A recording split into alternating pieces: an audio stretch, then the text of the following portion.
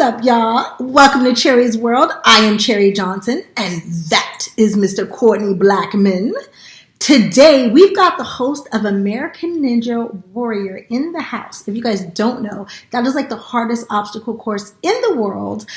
But I also got some tea to spill with y'all. Mr. Akbar Gbaja-Biamila is in the house, and we got a little backstory. So we're going to let you know about it because I've been knowing that man for a long time, ladies. Stay tuned and find out how.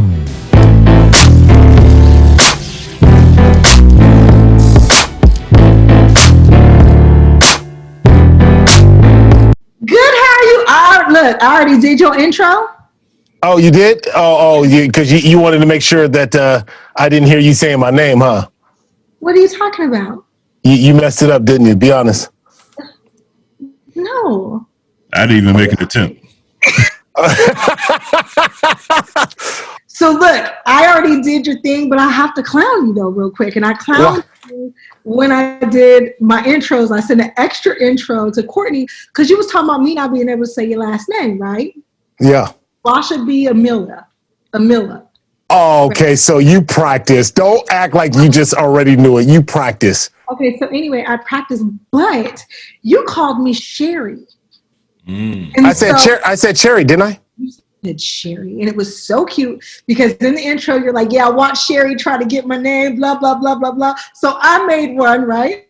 And I said your name, and it said my name wrong. So you owe me lunch for this. When I see you. Oh, okay. I apologize. You know what happens? I tend to speak fast. No, don't make excuses, Akbar. I have to sit in this. I apologize. Loved it. Can you imagine? I'm clowning you about not getting my name right, and then I just jack up your name. It was the best. Okay. Well, let's go back then. Let's see if you can get the whole name, and then I will really take you out to lunch. All right, here we go. You ready? Yes.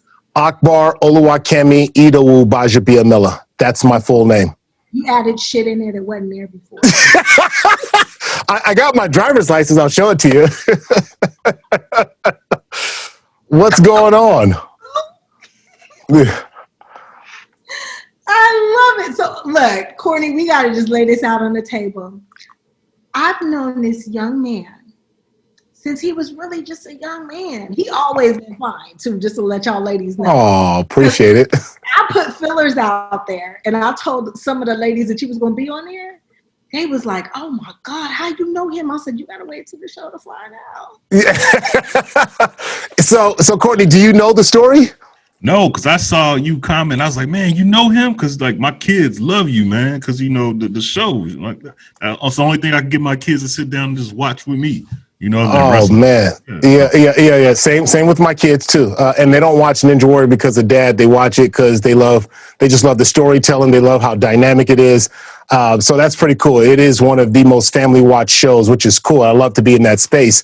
So the story is I can't remember the name of the studio, but Cherie and I were in the studio with Shaquille O'Neal and I want to say maybe Warren G. I can't remember who were there. And my brother, who's working for Interscope Record at the time, he was there doing whatever studio stuff, whatever. And I'm just kind of sitting there, big eye, going like, yeah. And in about 2 or 3 weeks, I've got the prom coming up at Crenshaw High School.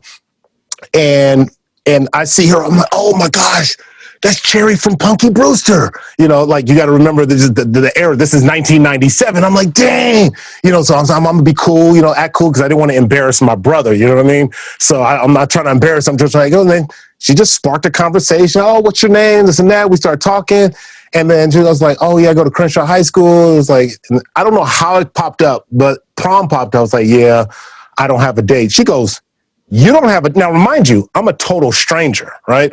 You don't have a date. Hold up. And she pulled out her AirTouch wireless. You remember the old school AirTouch wireless, and you were balling then too if you had an AirTouch wireless. Boom. Called her homegirl up and was like, oh, I got this young kid. You know, boom. Just like that, had a prom date.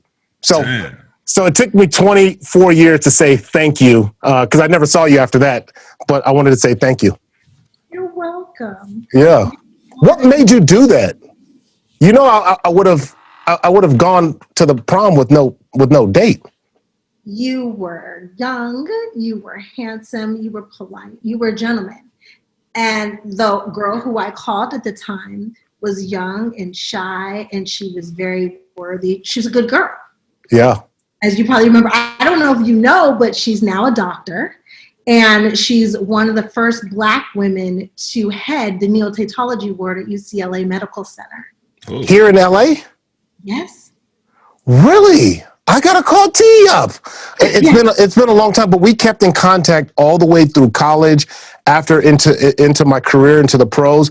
We probably maybe in the last 7 or 8 years, maybe a little more, kind of just lost contact, but we stayed throughout the entire process. Yeah. See, so not only did I hook him up, y'all, but I hooked him up with a good one. Yeah, and then I ended up becoming prom king. How about that? That was great. So, yeah, I think you helped me get the extra vote once I was going around town saying I had a prom date. So,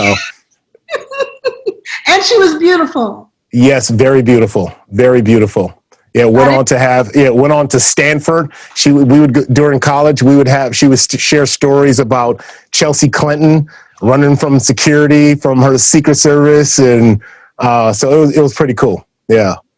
So I didn't hook you up with a duck. I just got to clear, No. Oh, no, you didn't. Yeah, if it wasn't the distance, there could have been something there. Oh, so tell me what's been going on since I've seen 24 years ago. Yeah, Well, there's been a lot that's happened since then. But I think just to kind of give you the accelerated, graduated Crenshaw High School, got a football scholarship to go on and play football at San Diego State. I was a big time basketball player, but never got any basketball scholarships out of Crenshaw. And then after San Diego State, I was an undrafted free agent to the Oakland Raiders. And, growing up in LA, they were the LA Raiders. So I remember them being the LA Raiders. Courtney, I know that because I see your Lakers jersey, so I know you know what's up. Yep. And so that was kind of a big honor for me to kind of go that route. And then Raiders to the Chargers. They were the San Diego Chargers then. Then I went to the Dolphins, lost my mind in Miami, living in California my whole life. So that's a whole nother podcast. Come on. They came back to Oakland, and then my career was over.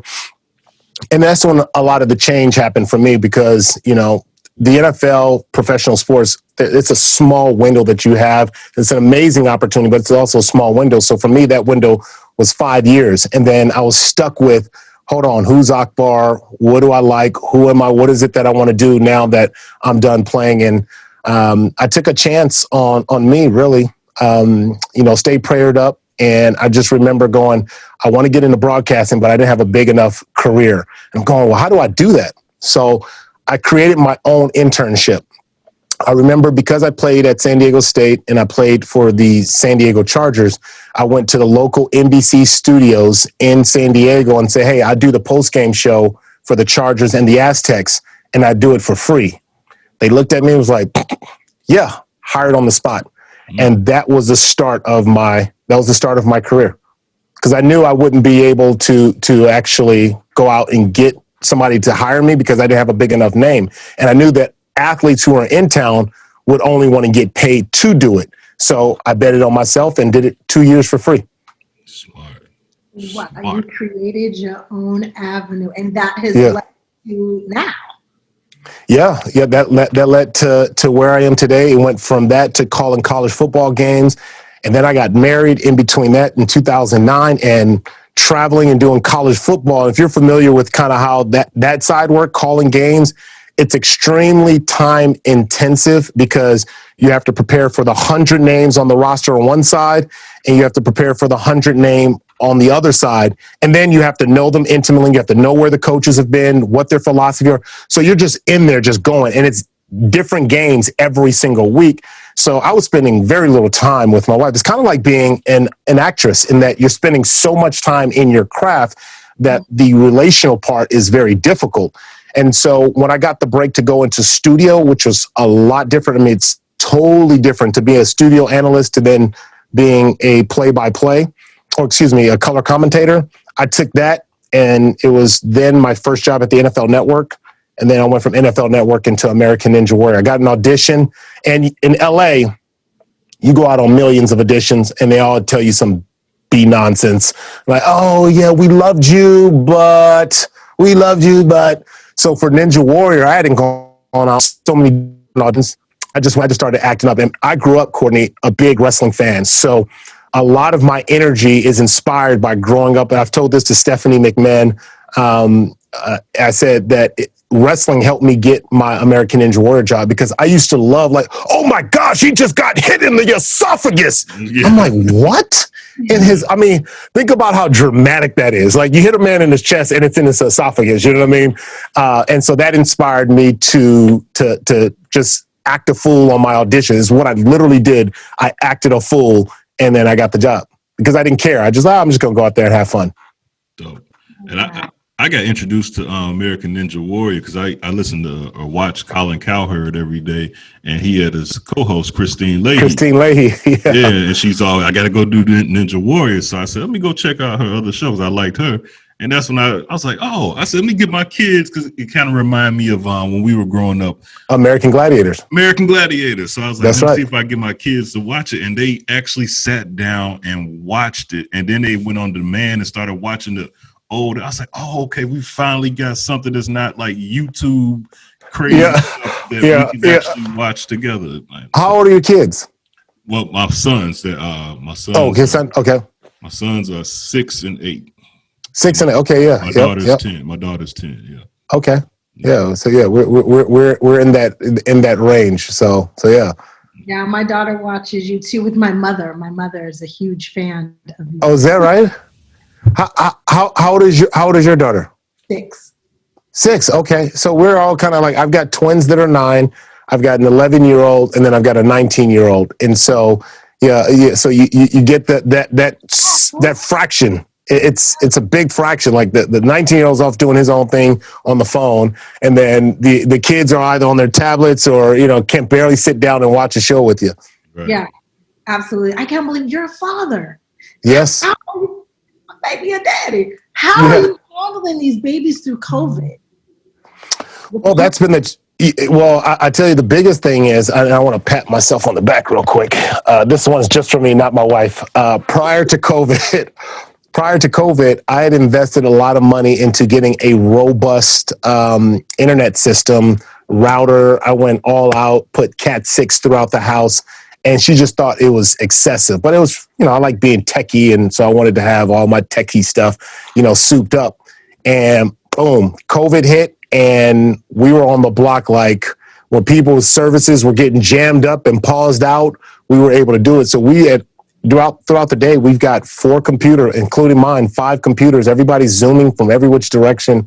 So that's been difficult. But I think mentally it's been tough just because the kids, you go out inside and play, but you're kind of scared to go play with the neighbor because you don't know what their neighbors have been doing. And and then we're their only source of entertainment, and they get bored. And so they've kind of had a negative attitude towards school, and we try to break it up and doing some fun things. So whether it's me doing internet games with them or just trying to do something to engage them on a different level. But that's been the challenging part. Like, it's taken a toll on me.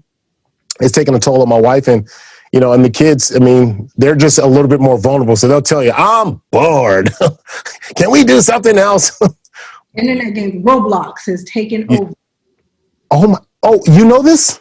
Oh, God, are you kidding me? First of all, it's the best babysitter I've ever had. It's addicting. I've ever had. Yeah.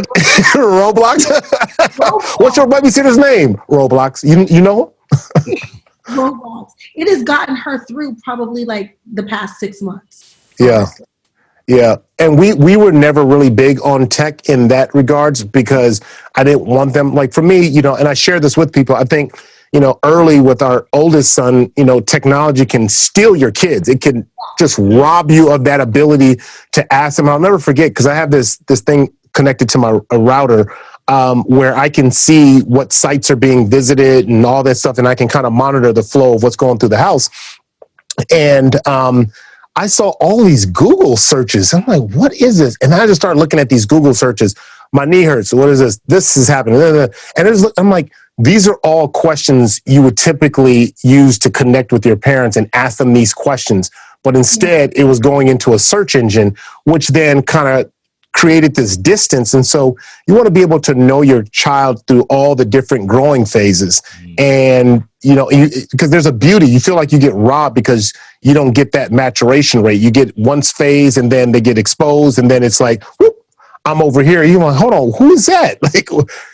And so you become less and less interesting to them. And that naturally happens anyway, but it just accelerates at a higher level, which makes it, it makes it emotionally tough. I know it's been for me and for my wife. Wow. Yeah. Yeah, but it is, I tell you that Roblox though, when we're all sitting, because we're humans, just because we're parents, we're humans. It's frustrating.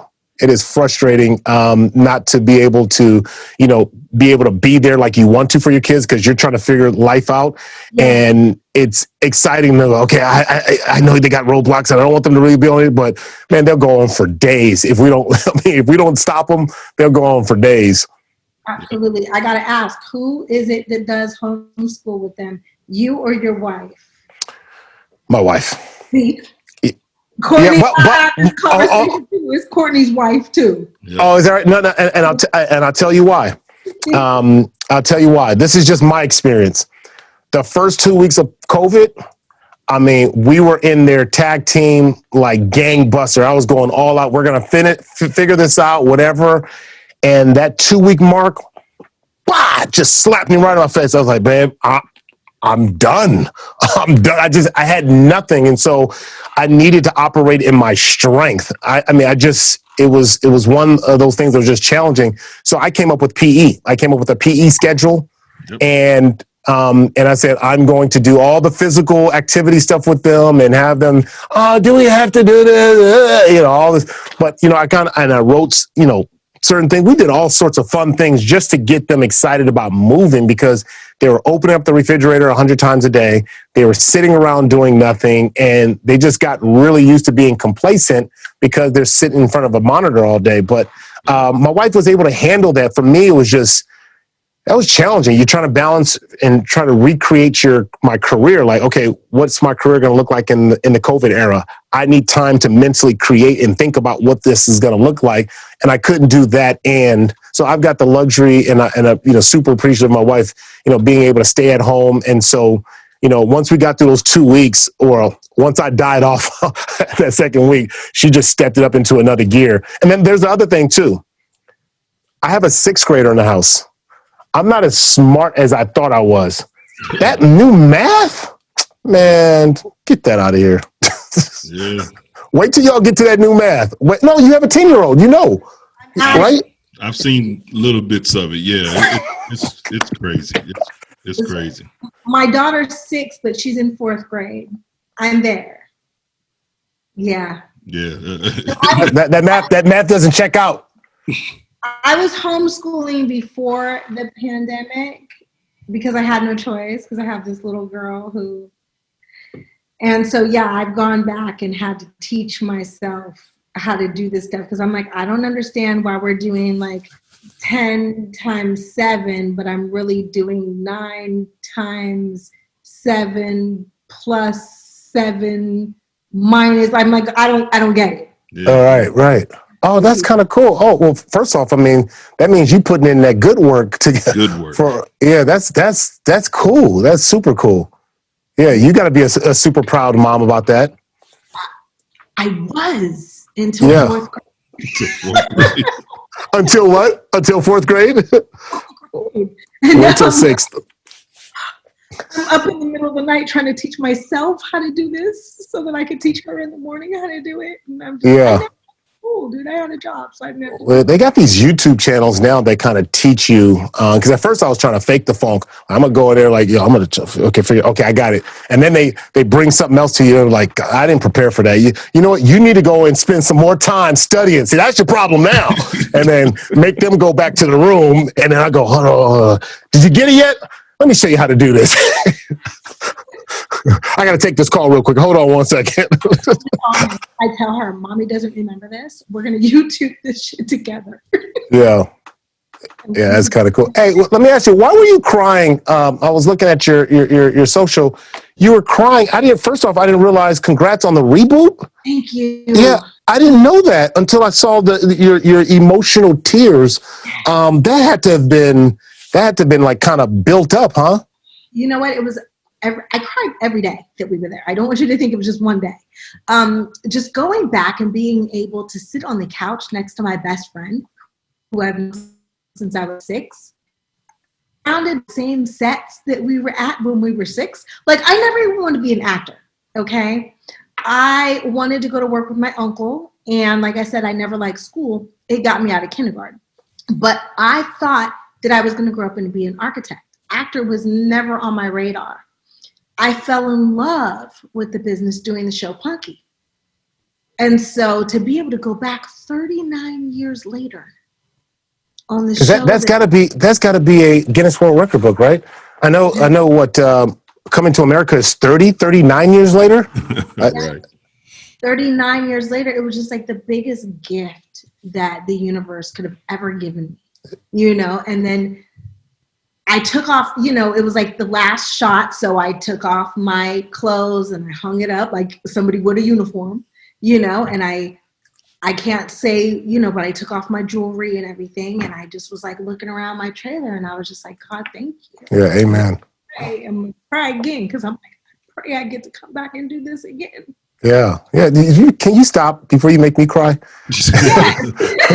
Before you make me cry? No, because I felt it. Those were real tears. You could feel like when I watched that, I was going, whoa. Like, first off, you made me aware because I didn't even know that they had, they brought it back. So I didn't even know that. Where can I find it, by the way?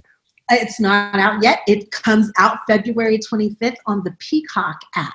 So there's we in the same family. Oh, just about this. Hey. NBC. What? That's why I was thinking, like, you don't know this? So you know how great NBC treats you. So we're in Universal, UCP. We're it's family. Yeah. And so I'm going to introduce my kids. This is going to be great. So because they ran through all of these streaming shows, right? I literally had to put, like, for example, I had to put Disney Plus on pause. Like, we're watching The Mandalorian. No, one episode, guys, because they were flying through everything. So all the streaming platforms, they've watched everything. But what I did was I introduced them to Webster. Hey. I introduced them to Family Matters. Hey. And so it would be cool to introduce them to Punky Brewster. So I got to figure out where I can go find the old Punky Brewster, because they also did Full House too. My kids were able to watch Full House and they never started Fuller House, but they watched Full House. So I was just bringing them back on stuff, and they love it. Guess what? They love it. It's on the NBC app, brother. It's on the NBC app or the Peacock app. Yeah. Your job, your company has it all, brother. I didn't even know it. So that's going to be the next thing. They just watched all 6 seasons of Sister. And I'm like, and I sat and watched it with them. I was like, this is great. It's something cool about connecting with your kids when they can watch and enjoy the things that you grew up watching. Yeah. I don't think that's ever been done. I think this is probably the best time to ever have a reboot on anything, because then the kids can follow it. And heck, I'm interested to see what this looks like because I remember it, Yeah. You know what? I think you'll enjoy it too, because of course Soleil and I have grown up. We've got the same adult issues that everybody else has. So not only is it like the relationship with the adults, but it's also the relationship with the kids, something that the families can watch together and relate to everything that's going on. Yeah. How does that work for you? Because I know you've done other jobs since then, but was there a hiatus that you'd gone on, and what's the difference? And is acting like riding a bike? For me, no, it's not. I had to relearn a lot of stuff, which is really funny. There was a hiatus as far as an actress. I turned into a producer. And so I've taken a seat. Like I said, I never wanted to be famous. I didn't really want to be on TV. I was just a little girl trying to get out of school. And so, honest. So for me, I've been sitting, behind the camera more than I've been sitting in front of the camera because I'm a bit shy. And so coming back into it, you don't want people to know you, and it's invasive. The camera's really, And I'm coming back as a 40-year-old woman who's been sitting through COVID, probably eating way too much. You know, you come back and you're on camera and it's like, oh my God, my chin ain't as thin as it used to be. And where's my mark and my light? But with Soleil, it's so much fun. I honestly forget that the cameras are there. And a lot of the time we end up just having conversations we probably shouldn't have had. Were you nervous? Did you get nervous after, for something that was such a hit? I can relate to it because I was in that era, but I can only imagine the nerves to be able to pick something like, I can't imagine, like, for example, Coming to America, the nerve to be able to hit something that was such an iconic piece, an institution, so to speak. You were a part of an institution. For anybody who grew up in those, in those golden years, like that was a part of an institution. Was there a lot of pressure for you in that? I think I'm too stupid to succumb to the pressure. I think I just really spent all my time enjoying every moment of it.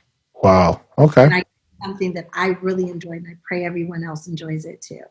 Yeah. Nervous, yes, but like a good, excited nervous. Does that make sense? Yeah. No, I get it. Yeah. You're looking forward to it. Yeah, not like oh my God, I hope this is good, but just like oh my God, I want this to go 8 seasons because I want to sit next to her for 8 more years and do this. Yeah. So how did you guys collab on this podcast? Courtney, as a Black man, did just like you did. He interviewed me for another show one day and he said, I think you should have your own podcast. I think it's something that you should really think about. And I said, okay, produce it. Yep. And that's how it happened. 3 seasons later, he stuck with me. Yeah. Pretty much. And I was just like, one of those guys, I just was in love with Maxine from Family Matters. And I just, I never would have thought I'd been working with her though. But that's like, it took me a very long time to get used to this. Cause I'm like, I didn't feel like I deserved it. You know what I mean? So it took me a long time. How do you not deserve something you created? It's kind of one of those things. Because, and it's always interesting because you may not feel this, but you may not feel as big as you are, if that makes sense. You know what I mean? Because in your mind, you might just be you, right? Yeah. But because there's a whole nother generation of people that grew up watching you, all the time, and you've been so blessed because you were part of 2 institutional shows. Obviously one older, but who's ever going to forget Family Matters? I was just watching a documentary on that. In fact, first off, let me say this. The reunion show they did with Will Smith for Fresh Prince. Fresh Prince, they should have did one like that for Family Matters. I saw the reunion and I thought it could have been better. That's just my opinion because I felt like there was just so much more chemistry and it should have been. There needs to be another one. Just so people can really kind of get in. I just remember watching, it was like a tight shot and it was like, anyways, I digress. I told Cherie the same thing when I watched the Fresh Prince reunion. I told her, I think I texted her, I said, I really understand what you guys do for a living now. Cause like, for me, I thought they just showed up and they handed their scripts and then I didn't realize that they actually give them a script and they're sitting around the table and they're going over table read. I didn't know nothing about all that. I remember she used to always tell me about that, but it changes every day. You come in and it changes, and then you're shooting, and as you're shooting, the producer walks in and says, "Instead of saying this, now say this. Instead of saying this, now say this." I had no idea. You know what I didn't realize, and I really want to know this from you. Because I had the opportunity, and TV hosting is totally different than acting. But I had the opportunity to play myself on an NBC show. And it was one part and it took me a day and a half to shoot it. I found out it took them 7 days to shoot one episode or 5 or 6 days to shoot one episode. And I started thinking, I'd say, these are 12, 13-hour days. I'm like, hold on, who are your friends? If you're married, God forbid, Like, you don't ever, like, if I come home, I don't want to talk to you. I don't want to do nothing with you. I'm about to go to bed because I got to go study and I got to get back into, and you're doing that for 5-6 months. I'm like, I thought that as God is my witness, I said, you know what? I don't know that I'm meant to be an actor because that would, in this moment, would be too difficult for me. It would be too difficult. I love that you said that because it's true. Like, people ask you, even trying to date growing up in the business, why didn't you call me? I don't want to talk to you. I can talk to you for 14 hours. I just want to go to bed because I have to wake up at 6 o'clock in the morning and be in here. Yeah, I don't know. Like, I mean, it is a tremendous sacrifice, right? There's tremendous sacrifice. There's side to get to see publicly, but there's a certain social side. Like, I get the advantage of, we can film our stuff, boom, boom, boom. We get like 2 or 3 days where we go those 12, 13-hour days. I'm off for like 2 weeks and I do it again. And I do that in a matter of 3 months. And I got the rest of the year to chill. Like, you guys are doing that for like 6 months. And back then in the Golden Era, how many episodes did you guys shoot? We used to shoot 22 episodes a season. Now we only shoot 10. So that means you never had a life. Hold on. Okay, sorry. I know we're just having a conversation. Hold up. Hold up. 22 episodes? Yeah, it used to be. Now it's 10. So that means, hold on. If I do the math, I might need to call your daughter to help me. So that's 7 times 22. Yeah. That's 100, then that's 140, whatever. Let's just call it 140 weeks. No. Is that 140 weeks? No, that can't be 140 weeks. 2 weeks, 22 weeks out of the year is what we used to do. So it's 20. Oh, that's right. 20. So 22 weeks. Yeah, that's what per episode. So 22 weeks. 22 weeks. You're filming.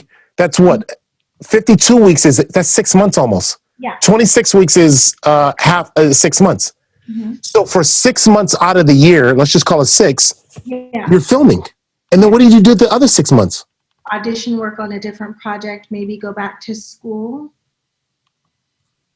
Early Family Matters years, I was still in high school. I was an adult through the end of the show, but I was going to school. I was taking finals. I was trying to graduate. What school did you go to? Westlake High School, but not the private one, like the one in Westlake Village.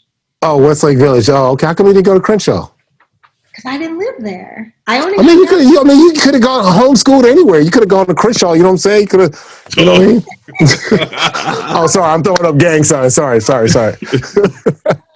In Westlake Village, Agora Hills area. So yeah. A 2-hour drive trying to get to Crenshaw in the morning. My mama was not having that. Did you physically go to school?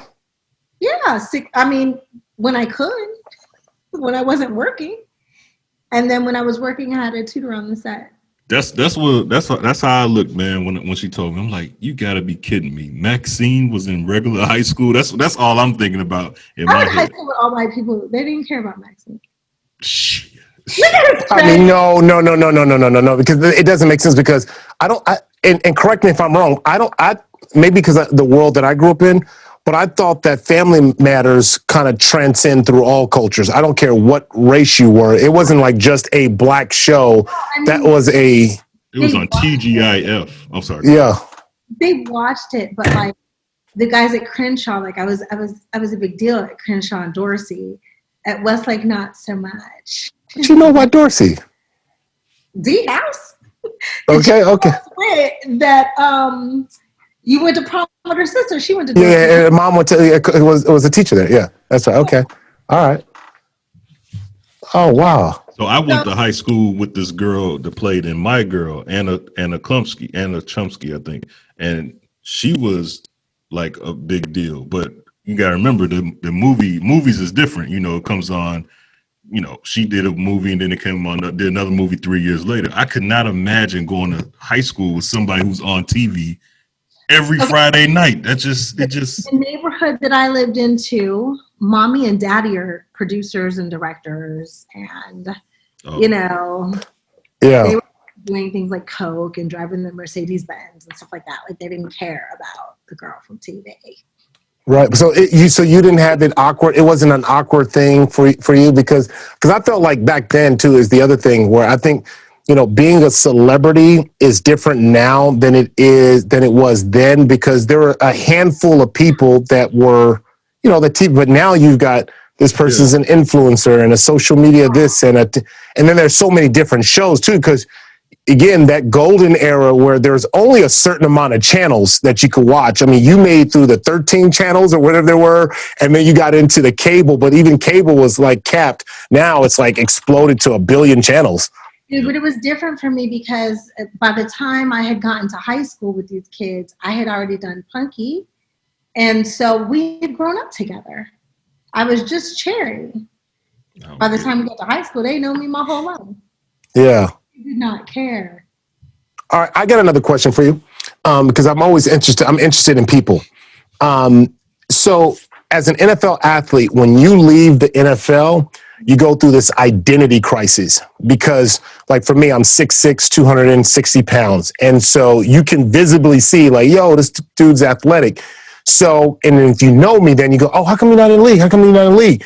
And you're done, right? And so all people see you is as an athlete, and you're trying to shake that off and reinvent yourself. So you go through this identity crisis. You go through like this depression because you don't know who you are. You think all you are is an athlete. People only want to hang out with you because you play ball or you run. Like they don't really like me. You go through all these things, and it can be crippling.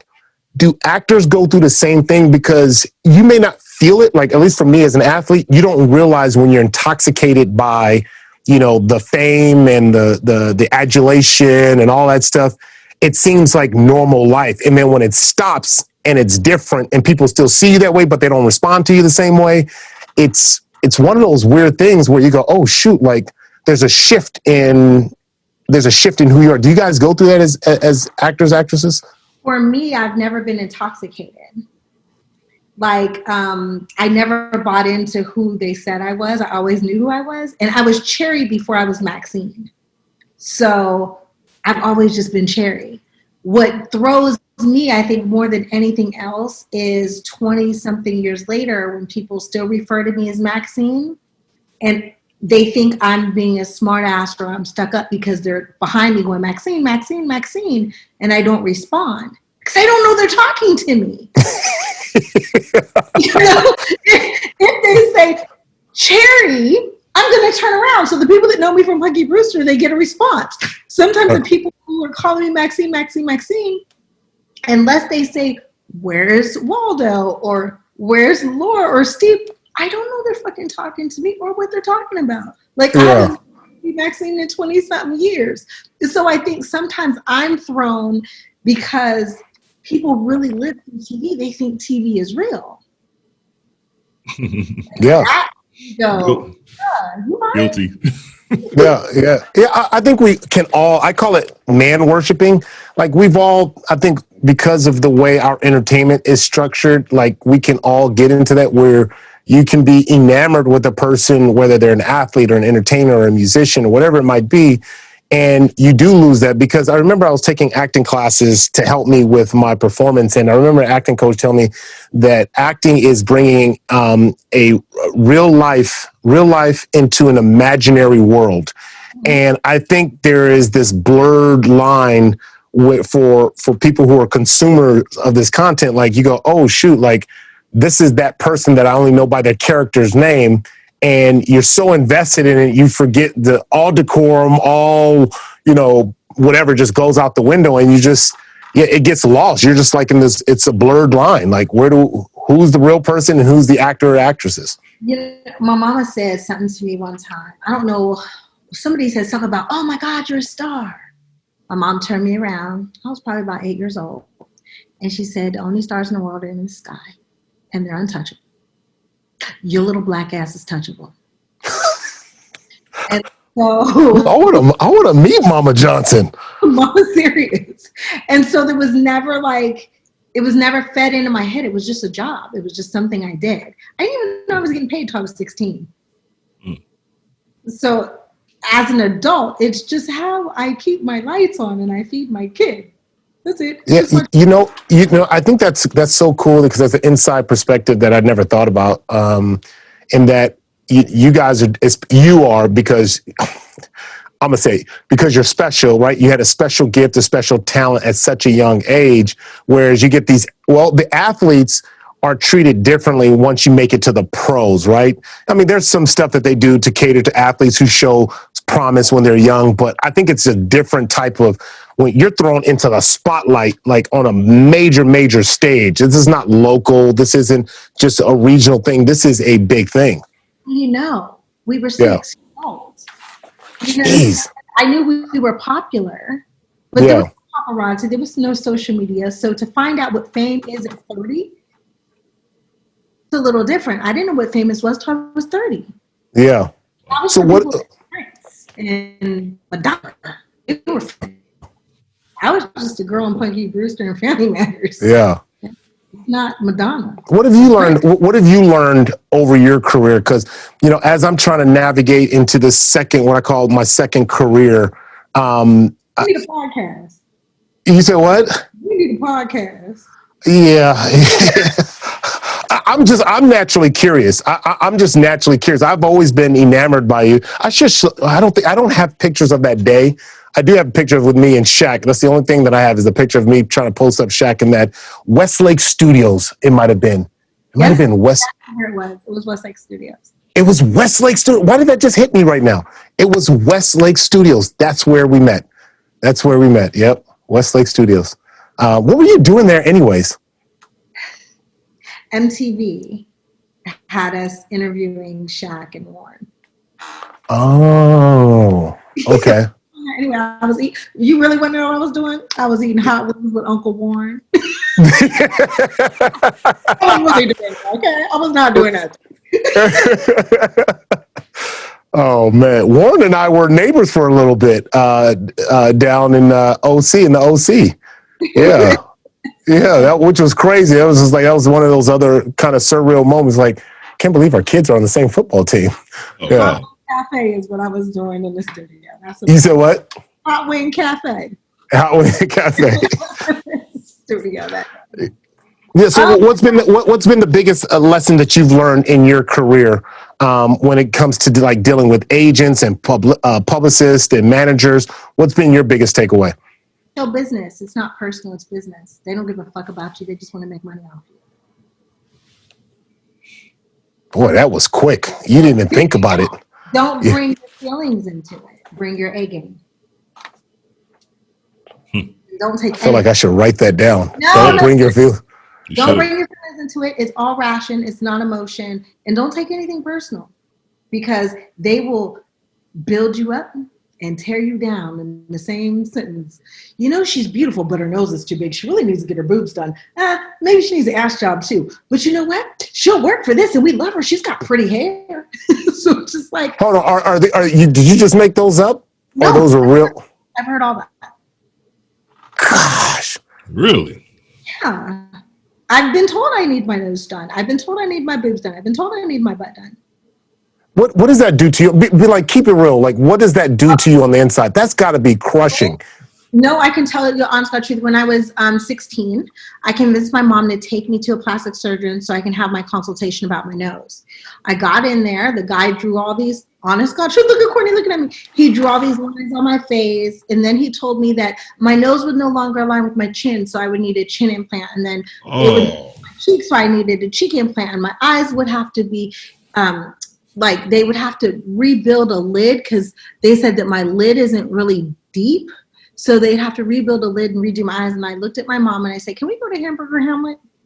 So I got some chicken wings and a piece of cake and some little fried onions. And I never mentioned a nose job again. I was cool. And then honestly, oh my God, what's his name? Najee Davenport. Yes, I know. Yeah, Green Bay Packers. Yeah. I love Najee. Najee wrote a 6-page letter after hearing me talk about my boobs and how they had told me that I needed my boobs done. Najee Davenport, now mind you, just a friend, a man I had met, never slept with, nothing, never dated. I hold him so near and dear to my heart, wrote me this letter that I was perfect. And he told me to never change myself in the six feet that I still have. Dr. Dre sat down one day and told me that I was perfectly imperfect. And so for a young girl, having these two men at the top of their game at different spectrums of life that took the time out to talk to a young little insecure girl who had listened that I would work more if I had my boobs done. Mind you, I'm rocking a double D. No disrespect to your wife. But, you know, to hear that you're perfectly imperfect from this NFL player and this mega music producer really helps you love yourself for who you are. Yeah. And really, you know, the industry will tear you up to build you down. Yeah. That's what my coach used to always say. They bring you up to bring you down. He used to always say that about the media. Wow. Like, I mean, that's gut wrenching, especially growing up in that world. And just, I mean, your mom had to have done an amazing job to kind of do her best to shelter you from a lot of that stuff. Mom is amazing, but this is my nose and these are my tits. So I made it out okay. Yeah, right. Good girl. What you learned, because you know, athletes and TV, you got both spectrums. That's a lot. Yeah, well, I will tell you, the one thing that I missed and I've learned is that in sports, you're constantly trying to look for perfection. You got to constantly work at your game, no matter what. You finish a game and you spend that much time congratulating yourself on how well you did. It's like, what could I have done better? Let's go watch the tape. And then you pick yourself apart every single day. And then you get used to that routine. And the biggest thing for me was stepping into this world was like, because in the beginning, my first season on American Ninja Warrior, I sucked. I was horrible. No. And at the end, if you go, it's still cringy for me to watch. It's still cringy. Season 5 is cringy for me to watch because I don't sound like me. And so you're trying to mimic what you think they want. Mm-hmm. And I just remember, like, at the end of every show, go, oh, great job. But on the inside, I felt like trash. Like, man, this is not me. And I was trying to pair it. I was insecure by the way I speak. And, so I was trying to mimic my host. And it took one of the homies from the hood, Javon. I remember I was at 24 Hour Fitness at Magic Johnson's 24 Hour Fitness on Slauson. And she goes, oh, I see you on that show.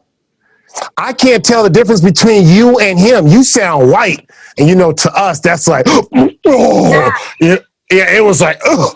And, I was pissed on the inside. I was like, oh, yeah, whatever, hater in my mind.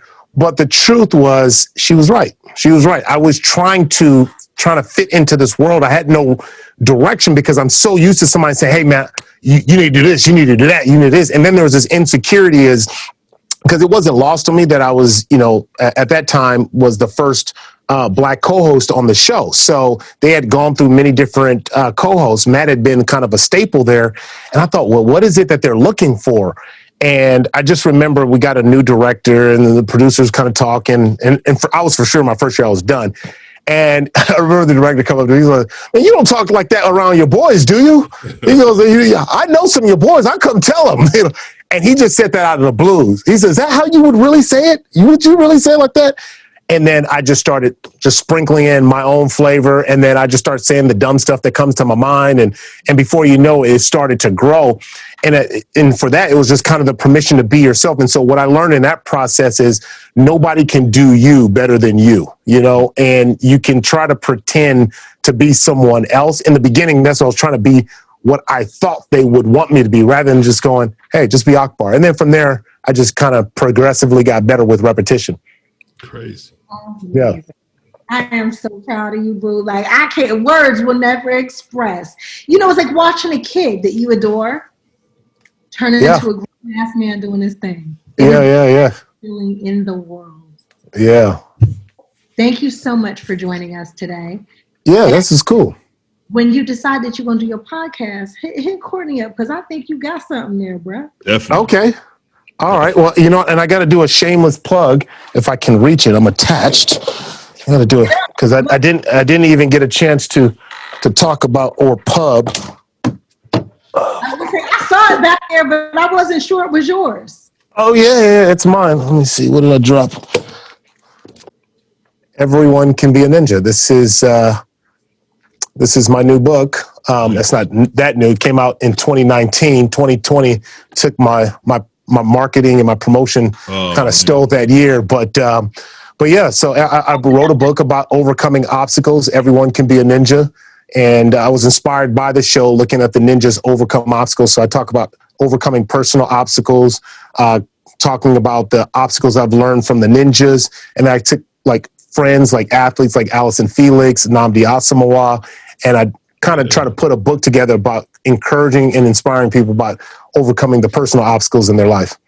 Hold it back up for me one more time. Yep. Everyone Can Be a Ninja. Love it. Pick a number between 1 and 100. 1 and 100. Yep, I got it. Okay, whoever comes close to that number, of course, Courtney's going to block that part out. We're going to have people inbox us on the number that you think Akbar picked so you can win a free book. Nice. Appreciate that. Hey, please like and subscribe to my YouTube channel. It is the official Cherie Johnson. That way you never miss one of our Cherie's World podcasts.